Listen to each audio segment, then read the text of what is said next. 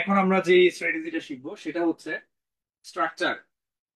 আমরা যখন ম্যাথ করব, ম্যাথটাকে পুরোপুরি একটা স্ট্রাকচার করে ফেলবো, যে ম্যাথটাকে আমরা কেটে কেটে দেখবো যে এখানে কি কি ইনফরমেশন দেওয়া আছে, আমি সর্ট আউট করলাম।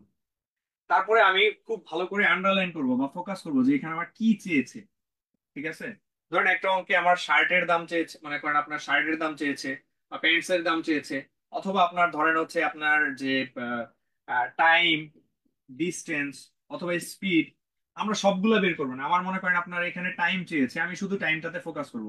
তো এই তথ্যগুলো আমরা একটু ইগনোর করে যাবো। তো আমি ঘুরে ফিরে এই তথ্যগুলো ইউজ করে, এই যে তথ্যটা দেওয়া আছে এই সবগুলা তথ্য ইউজ করে আমি কোথায় যাওয়ার চেষ্টা করব? আমি টাইমে যাওয়ার চেষ্টা করব।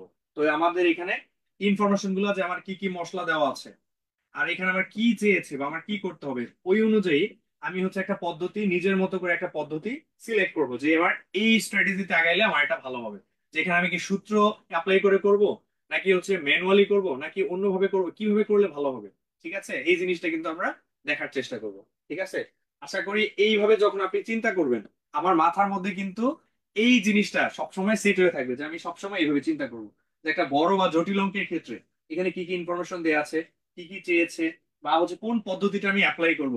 আমার মাথায় সবসময় এটা খুলবে এবং আমি ইনস্ট্যান্টলি পিক করে ফেলবো বা ডিসিশন নিয়ে ফেলবো যে আমি এই পদ্ধতিতে ম্যাথটা করব। যে ম্যাথটা আমি হচ্ছে সূত্রে অ্যাপ্লাই করব কি করব না, বা হচ্ছে অবজার্ভ করে করব, বা হচ্ছে মনে করেন আপনার শুধু অপশন টেস্ট করে করব, এটা আমার খুব দ্রুত আপনার হচ্ছে একটা ডিসিশন নিতে হবে। ঠিক আছে।